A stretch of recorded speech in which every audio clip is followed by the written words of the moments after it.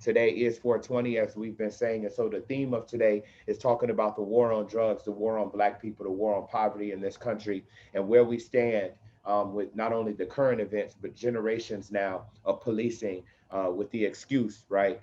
That Black people are on drugs more than any other group, that Black people are selling, distributing, and murdering at a rate higher than anybody else. We already have heard those lies, really beginning with the Reagan era, popularized by Reagan and his family, and continuing now until this day. And so, what we're going to do is engage in a conversation with people who have been able to build. We're looking for Brother Alonzo. Is Brother Alonzo on the call? If you are, go ahead and raise your hand so that we can make sure that we elevate you to be able to take your speaking position. One second, I'm going to make sure we have our other brother as well. But today we want to have a conversation. We obviously know that the verdict has come down, and if you all have been watching the trial, you know that the defense for Derek Chauvin also tried to bring drugs into the conversation today. They were trying to say that it wasn't the knee applied to the neck against the concrete for over 9 minutes, but that this man was pumped up to to no end with drugs, and that drugs were the reason that he was acting weird while he was in the store. Drugs are the reason that he was quote unquote acting weird when they came up to him with guns blazing and he did not know why. Drugs were the reason that he was reacting the way that he was reacting. Got you, Brother Alonzo. Drugs were the reason that he had died, right? And so even then, the harbinger, the fact that this society that we live in believes and popularizes the notion that Black people are always intoxicated with drugs and then imbued with superhuman strength, don't feel pain, and can run into the line of fire. We see it rearing its ugly head even in this trial that quote unquote ended today. And so we're going to talk a little bit about the repercussions of the war on drugs, but we're going to start off talking about the work that has been happening around this country to make sure that if we're going to talk about ending the war on drugs, that there's something that must be paid. There's something that must transpire, right? And so we have two brothers on this call that are going to talk for about 10 minutes each, and then we're going to have a wider conversation about what happens when people organize, when people start their own enterprises, when people work together collectively. How is it that Black people can actually see the repair and some semblance of justice after 30 to 40 years of the so-called war on drugs that has been destructive to our community? So we're very, very honored and excited to have Brother Alonzo Waheed from Equity and Transformation Chicago, E.A.T, shout out E.A.T, and Brother Jesse Horton, who are going to come on and talk about their work individually. But I think, as with most Black Men Build meetings, we're going to see the connections between these two brothers and hopefully maybe some other work happening beyond this call. Shout out to E. And so we're going to start off with Brother Alonzo Waheed. You here? He is here. I just wanted you see if you're going to pop on camera. What's happening, brother? Hey, how you all doing?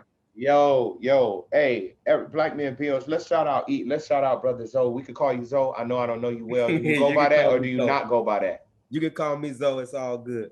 All right. Well, it means something different in Miami, but you listen, we're happy to have you. And before we proceed, we gotta shout out the brand out here. Got the hoodie, got the logo behind them. That's how it's done. You're gonna remember Eat, not just for their work, but you see their brand in there. So, my brother, what does it look like? Illinois has done some incredible things, right? The bar is low.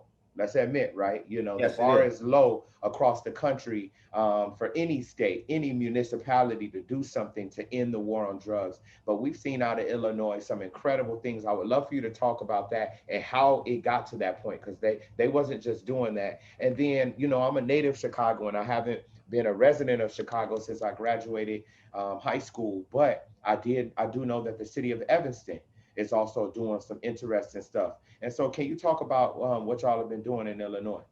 So starting right out, thank you all for having me here today. Thank you all for having Equity and Transformation here today and highlighting the work that we're doing.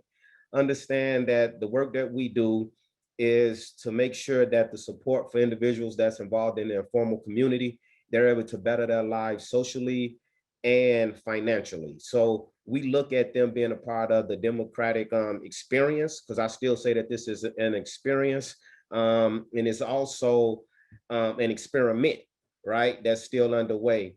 But we want to bring individuals in from the informal community to become a part of this. And a lot of times individuals ask, what is the informal community? This is the part that I love, right?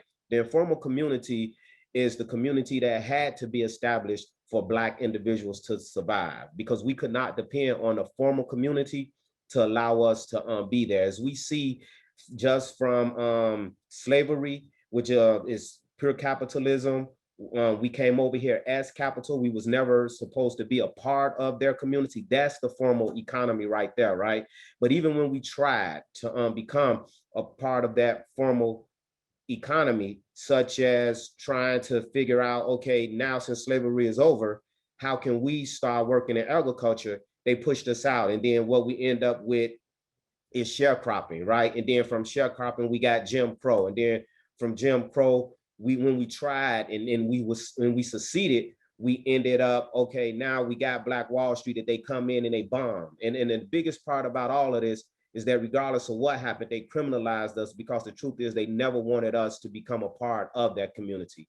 So we work with the informal economy, individuals that had to figure out a way on how to survive, whether it was selling water on the side of the road, whether it was singing on the subway, whether it was beating drums that on at the stop sign. The bottom line is, every time that we needed to figure out a way to survive, we as Black people, we did that, right? And that's the informal economy. And this is dealing with individuals that's sex workers, individuals that's having to sell some weed on the side, individuals that's having to do whatever it is, even if it's learning how to braid hair, right? We figured it out.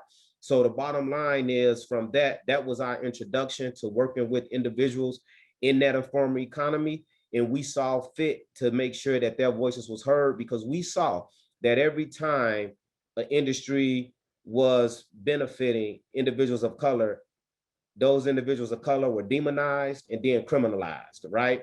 We saw this with the numbers game, which now they call a lottery. All right, we saw this with the prohibition, and whereas everybody was bootlegging, and when we was doing it and we was doing it the best, it's criminalized. But right now, the Black man is finally getting credit for Jack Daniels, right? We're the ones that came up with that recipe.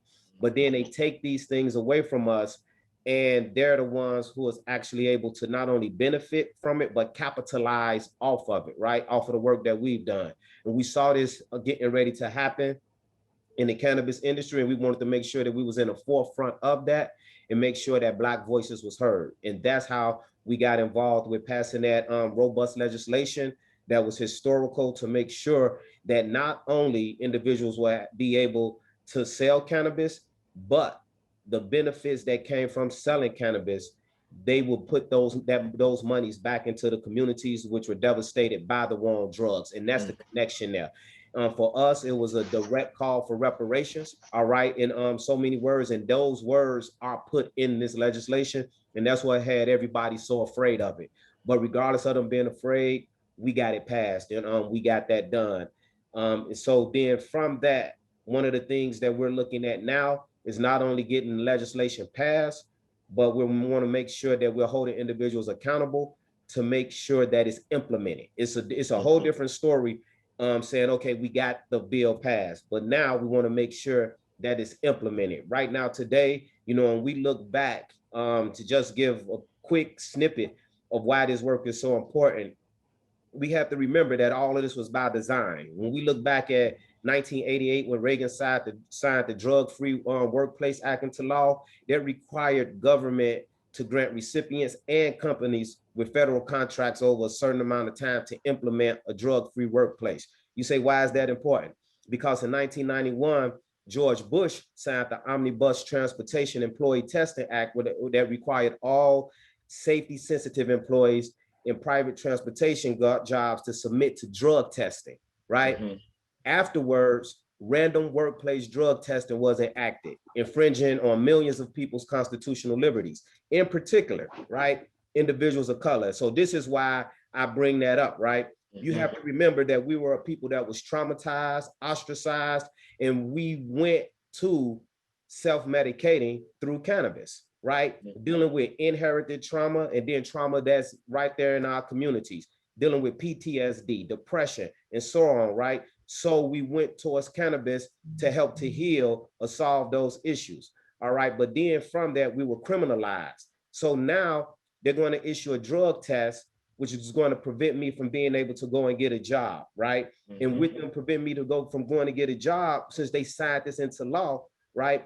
We have 1 in 3 people in the US. That means 70 to 100 million people that's Black males are being more likely to be incarcerated than 6 times the amount of white males, right? And the reason why this is so important, the reason why they're being criminalized, they can't get a job. So how can you take care of yourself? How can you eat, right? How can you eat? How can you survive? You're going to end up starving out there. And so now you're having to resort to other means for survival. So this is the work that we do. This is why we're doing this work. And we want to make sure that as these bills are being passed, right, that the work that is supposed to come back into the communities, such as through the R3 programs, which is restore, reinvest, and renew, these monies are supposed to come straight back into the community to make sure that the harm that was caused by the drug war, the war that was on us, that they fix the harm that was caused. So that's what I wanted to make sure that we came out and talked about today. Make sure that as we're celebrating all of the wins and the different things that's happening, that we don't forget how we got here, and we don't forget that the fight must continue. Yeah. Yo, let's give it up in the chat. Let's give it up for Brother Alonzo Waheed, the Brother Richard Wallace, the sisters and brothers of Equity and Transformation. We're gonna keep you here because we're gonna have some other questions. But what you all see is the direct result of organizing on the ground with people who have been forced into the informal economy, right? And I love the way that they put it, because you got to put it that way for some of those groups. We know it as the what I'm saying? We know it as the drug game, the dope game, but it's also all manner of different things. Like you said, beating the drum, singing on the subway, selling Lucy's, doing whatever we have to do to be able to make money. And these are the people who form the bedrock, the ground of this grassroots organization to make sure that we're able to have something like this in Illinois. So we want to give you all a lot of love, and you all are a shining light for what it looks like to really, really organize and build something on the statewide level. So we want to come back to you. I want to bring in our good brother, Jesse Horton. I've known of Jesse now since 2012. I believe, I know you went to Florida State. And this brother, man, I remember the legend of Jesse. And I'm going to tell you how it came to me. And then I'm going to pass it to you because I know you're on a bunch of different calls today. And you'll see why today is so important to him. I remember hearing this story about this Black dude. You're Omega, right? Okay. This Q from Florida State who moved out west and is now growing hella weed, right? And that's how the story came to me, right? Growing hella weed, has a huge business, right? And is becoming, as the story was told, I know you'll ground it in more reality, was becoming a boss, a kingpin out there, really, really starting from scratch, and really somebody who's able to win the Cannabis Cup. You won the Cannabis Cup a number of years, am I right? Um, and so why I'm excited to have you on the conversation, and these are not two sides of a different coin. This is a really about talking about the continuum of what is possible when Black people take up the reins and begin to organize, in order to make sure that we get what is due to us when our country turned its back on us and called us drug dealers for 40, 50 years. And so Jesse Horton, has a number of different hats, from the Loud, to the New Leaf Project, and what he has been able to build, and he'll tell you a little bit more, is really a flourishing ecosystem. I believe in every part of the supply chain, from cultivation, right, to distribution of marijuana. And this is a brother who's over the entire thing. He has a dynamic partner, who works with them to make sure that they're able to incubate and grow other entrepreneurs, who are able to really grow businesses. And so we'll talk more as we develop our political line about maybe some of the pitfalls with the capitalist model. But what they have been able to build and develop is absolutely something that more people need to know about. And shit, some of y'all might need to pull up and move out west to help this brother move. So, Jesse, my question for you is, what has been your journey, right, from somebody who went out and began to build at the ground level to where you are now? Give people some insight into how you've been able to build with your partner what is really a model for Black folks around the country in the weed industry. Yo, man, I really appreciate it, bro. It's an honor and a privilege to be with y'all brothers, and definitely Phil. I've known Phil since I was, in school. I actually knew of him since he was leading and influencing brothers and sisters at FAMU. Everyone in Tallahassee knew of Phil, so it's really good to connect more on the business end and the organizing end with this cannabis thing since we've been talking over the last few years.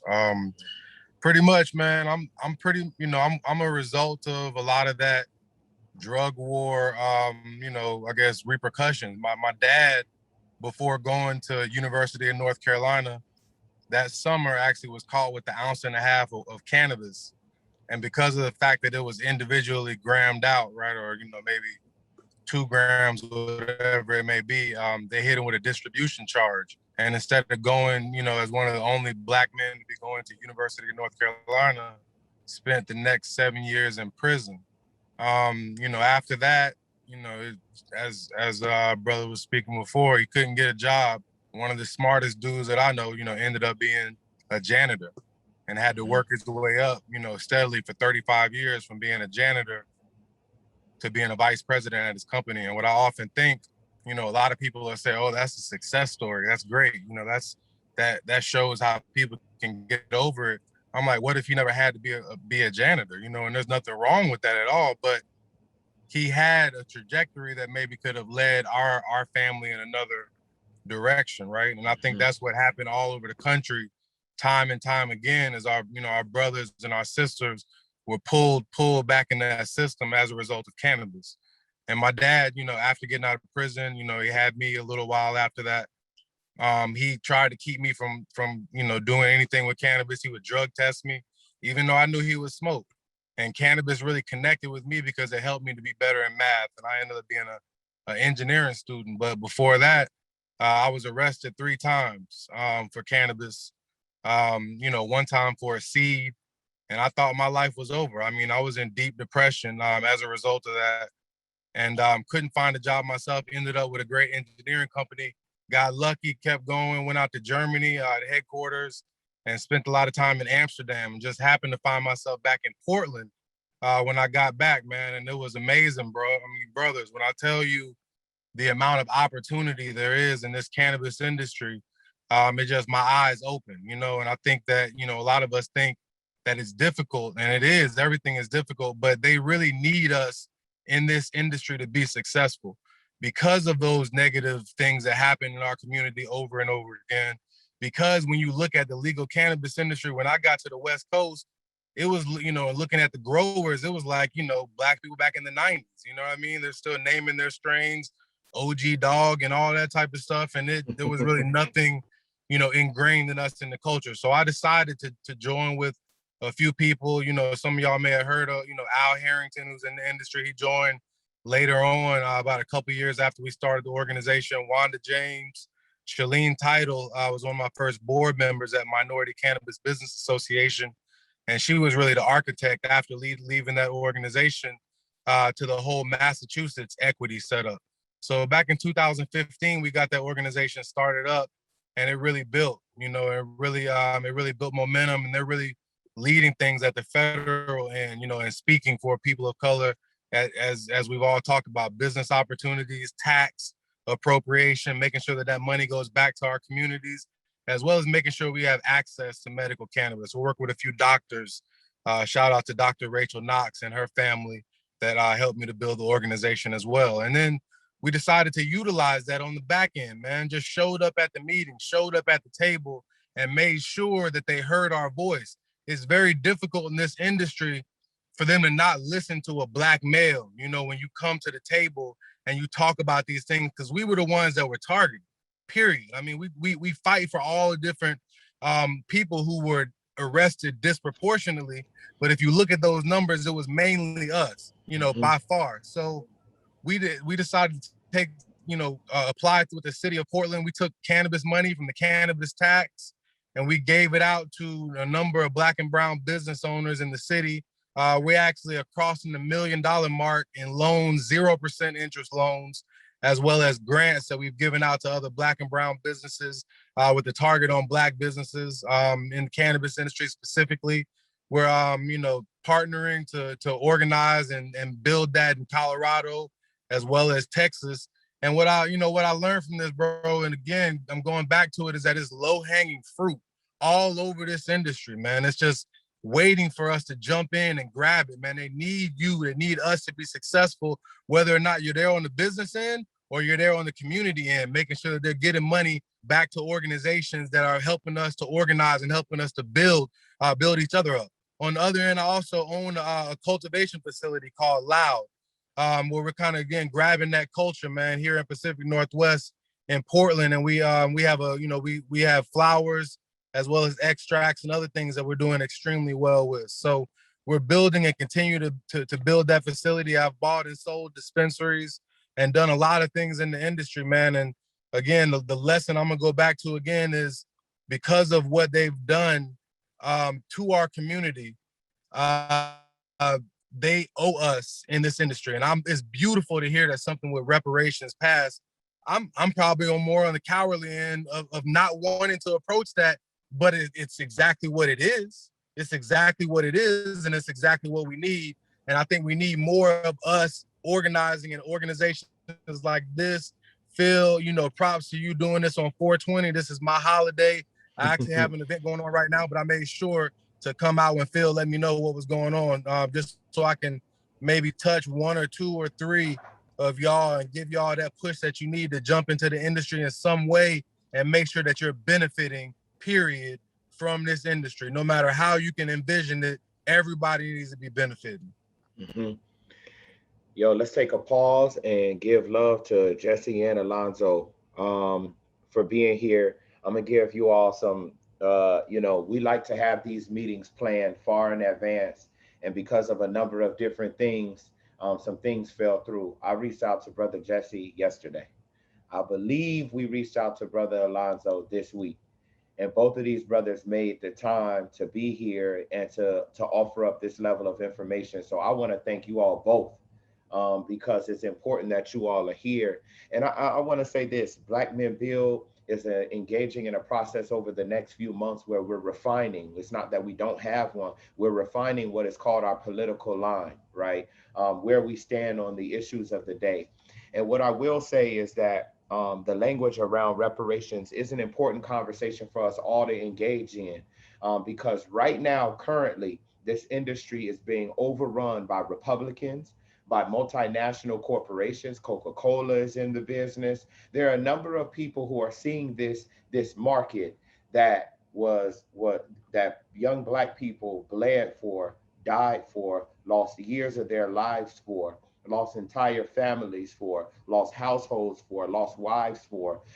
Entire businesses are being developed. And so there is, in a cooperative manner, an opportunity for all of us to engage in this new green economy, right? And to make sure that this money, as we alluded to, I'd love for you to talk a little bit about it if you have time, Alonzo, but this money, and Jesse already talked about it, there's money coming from tax revenue in these cities and in these states, right? And that money needs to go somewhere.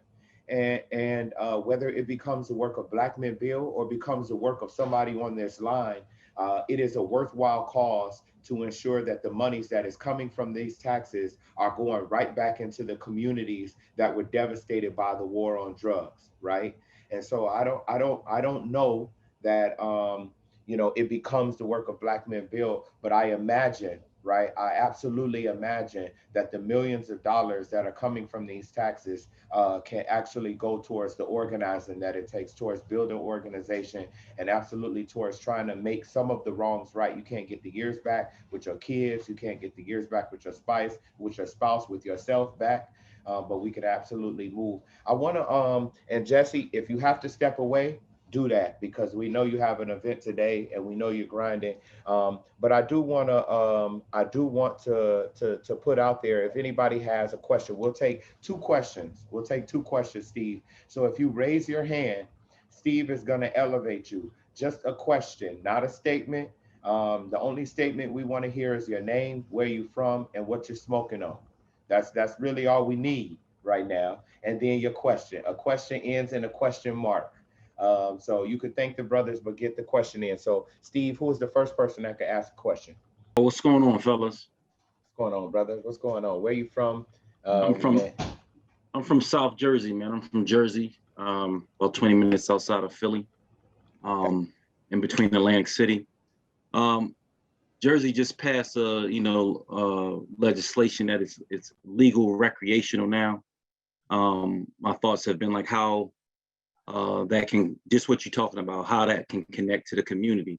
So for the brother who just spoke, being in the area, where it's years ahead of this state, I'm thinking about, I wanted to get your viewpoint on some, as it's coming about, what can be done, not to just make money for myself, but really for the community, or just some type of, I guess. So I guess let me just simplify it to say, what are the potentials that for a new state, and then I can connect it myself, so I guess to the community. that's a great question. Jesse, jump in. As he said, your state's ahead. And Zoe, I want you to bite at this too, because y'all are just in the middle of forcing their state to make sure that that money goes in. So both of y'all jump in, please. Yeah, man. So, Dar, what I can say is that even though, a lot of people kind of, start to get down because the legislation has already hit and they feel like they kind of missed the boat. And what I say is that every state that legalizes, bro, they end up, it is a great question. Somebody mentioned they end up changing things over and over. They change the laws. They want more licenses that come in. They decided to do different things with the tax money. People decide to put the tax money in other places. Audits come along and they realize that they aren't putting the tax money where they're supposed to be putting it, and nobody's there to actually look at it and call them to the mat and say, hey, we need to hear. It happened in Portland where 2 years afterwards, I had to go and approach the mayor and make sure that he was actually doing what they said they would do. And as a result, we ended up getting almost $250,000 shifted to our nonprofit because there was, they weren't doing it, right? And they had no other option. So I think that you got to watch it like a watchdog, man. You got to make sure you're looking at every opportunity. You got to make sure you organize. I guarantee, I know people in Jersey that are talking. I know lawyers in Jersey that know all the different avenues and all the different things that are happening. Make sure that you plug in with the people who are there that can put you down on knowledge, and make sure you're there to show up as a brother, to have a voice at the table, because it's a lot more powerful than some people may think. Appreciate that. I want to thank you for that. A lot of times, those are the things that's not talked about. One thing that I would say right off back is that the truth is we have everything that we already need. All right, we was running this business before they were, right? So the thing is now looking at what the legislation is actually saying, and then organizing around that to make sure that not only you holding individuals accountable, but that the implementation is done, right? Because a lot of times, what, as Jesse just said, they'll say this is what we're doing, all right, but they have no way to enforce it, right? So they have no one to hold them accountable. But when you become that individual that can hold them accountable, that's when that money starts being shifted to you, because now you're someone that's important. And that's the part that's always being missed. The truth is we get behind it and say, well, they took it now, so we can't do anything. The fees are too high now, we can't get in the game. So they create those barriers there to dissuade you, all right, to make sure that you're not even going to try it. Like, man, we saw this firsthand. When the money started coming down, we had dispensaries, because the way that our legislation is written, that this money is particularly going to individuals that were affected by the war on drugs. And that was the only way that they were able to get this legislation passed, right? So from that, you can't even get a dispensary unless, all right, you had an individual that was affected by the war on drugs written into your company. So what they did was they went around in the communities, man, giving individuals $50,000 to sign up to be a member, right, of their organization, not knowing that, yeah, you got shares with the company, but they gave you 50,000, right? So now this year is coming around where they've made over $80 million, right? So what they do is they go back to you and say, yeah, you're a part of this company, but now we're looking at growing and we're going to invest $1 million in the company. Do you got $1 million to invest in the company? If you don't got $1 million to invest in the company, they buy you out, right? So it's learning the business behind this and understanding how to be a step ahead of that. And then the bottom line is really organizing, because if you don't have a dollar, right, you can be very creative to say part of the legislation needs to have in there that we could be craft growers, and understanding what that means to be a craft grower, coming out with your own strand, and also being able to grow at home.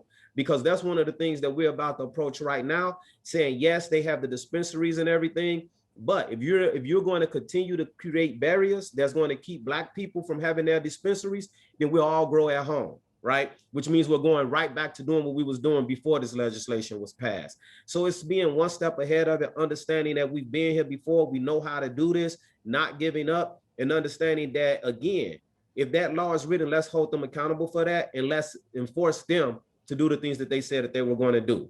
We have out in Evanston right now, and the reason why I bring this up is Evanston saw what we did, and then they took it to the next level. And they said, if this is reparation dollars, we need that reparation money. And we're going to take, I think they took 30 million. And they said they're going to give it to the community to buy houses for Black people, right? Where they have their own houses, and create that housing program for them. And they did that without looking at Chicago. They said, thank you, Illinois, for this reparation money. We want to make sure that we service Black people with this. So it's out there, it's happening, man. Look at what is being done, where other individuals had their pitfalls at, and just how you all could do it better. Hey man, I just want to Phil, if you don't mind, bro, I want to jump on that real quick, because that perfect example of that is, we passed legalization for recreational in 2016.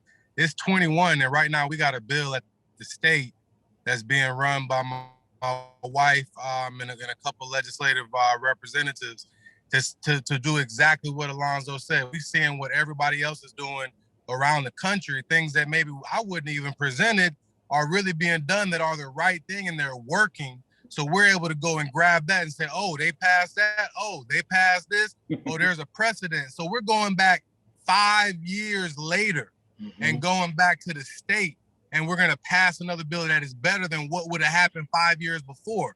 So this thing is moving, This thing is far from done. And you got to, even if the state is happening right now, it passed before, there's a lot more opportunity, a lot more money that's being generated. And like I said, man, if we organize, it's hard for them to tell us no. Yeah, one of the other things that was said, and the only reason why I'm adding this other comment to it is we have to not only look at the fact that they're making money now, we have to look at the fact how we was not only disenfranchised, but our communities and our families and our livelihoods was torn apart because of this, right? And that's the part that we need to focus on, because once we stop focusing on it and we just look at, well, it's a come up, it's a quick lick, let's get the money. The energy behind that is the organizing, saying, man, we lost our lives to this, right? And they have to pay for it. So even if we did have a dispensary, right? And this is one of the things when I was on a tour talking about this, is even if you said, you know what, I'm traumatized by the cannabis industry. In Illinois, we're saying that, you know what, from the war on drugs, right? For us being targeted as a people, you need to be able to receive a grant to go into another profession. They need to be able to pay for you to get another skill set, because now you're probably saying, man, better nobody say nothing about weed to me, right? But that don't mean that harm wasn't committed. They have to pay for this harm. Yo, this is brilliance that's being given out. And what you hear from both Jesse and Alonzo is what? Organizing, right? Organizing, the building of organization and a level of accountability to the collective, right? I don't believe either Jesse or Alonzo, and I know them both, are trying to replicate, right, this empire model that we saw within the drug thing. What we're saying is that there absolutely has to be some recompense for what was done to us, and it has to be spread, right? And so what they're talking about is coming with a strategy for your state, We're talking about similarities and differences between 3 or 4 different states now, coming with an organizing plan, coming with an organization, I'm sorry, and then being able to deliver a victory for more than one person, right? So I know Jesse probably had to step out. So we want to thank him. I'll send him a text and give him love. Zoe, you on the hot seat still for one Okay. question, and then we're gonna make a slight pivot to talking about this verdict that came down today. So this next question, I think, is coming from Brother Shaq. Steve. Hey, brothers, can you hear me? Yes, we can. Go ahead. Wonderful. All right, y'all can't see me. There's something going on in my video, but I'm Shaquille Brown. I'm here in Warner Robins, Georgia, and I don't smoke. I actually, until I started listening to the brothers on the call, I really had an aversion to it. I kind of blamed it for a lot of the bad things that's happened. But what y'all have brought up is absolutely key. That essentially helped me understand that this is a tool.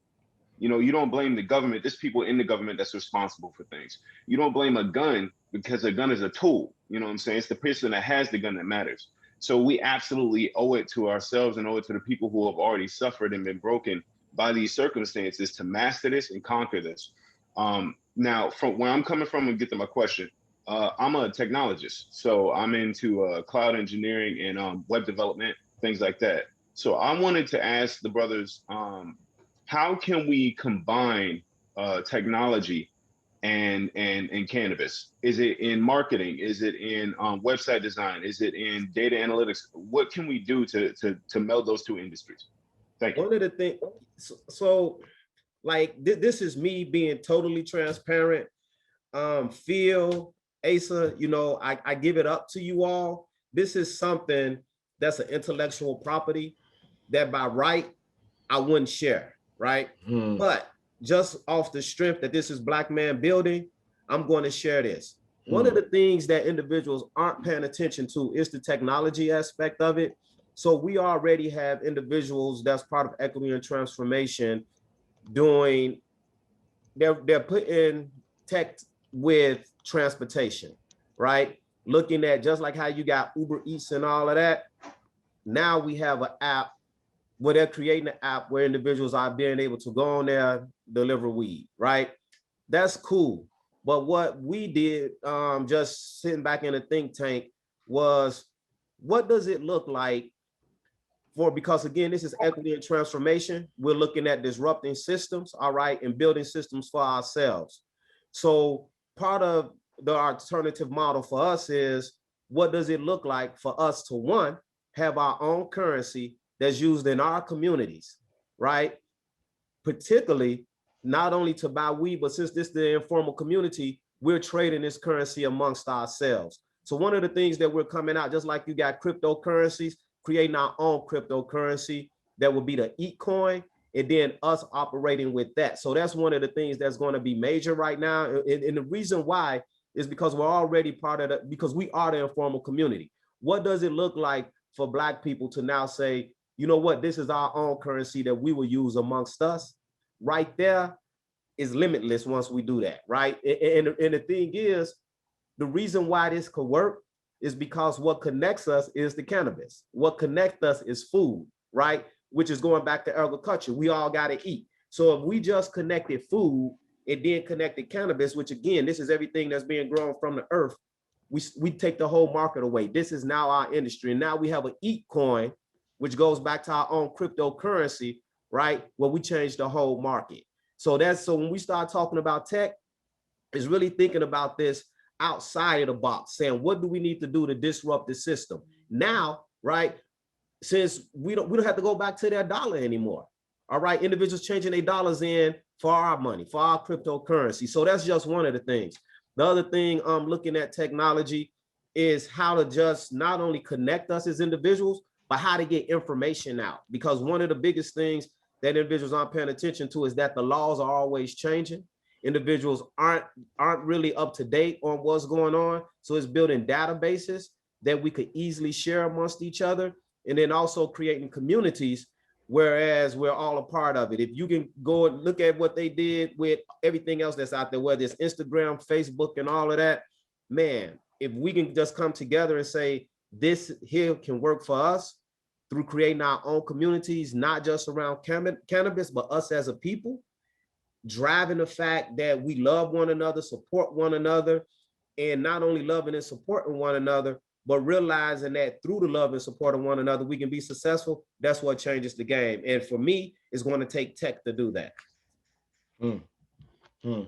So brilliant questions and brilliant answers from your brothers, and this is a lot for us to think about and to consider. Right, the world is changing. I for one am not always up on the many ways in which technology, et cetera, is moving society and transforming how we think and relate to one another very, very rapidly, more quick than ever. But as people who consider ourselves evolving people, building an organization to develop for the future, right? It's important for us that to examine and analyze the time, place, and conditions that we're in, and figure out how to use the things at our disposal in order to what benefit the collective, right?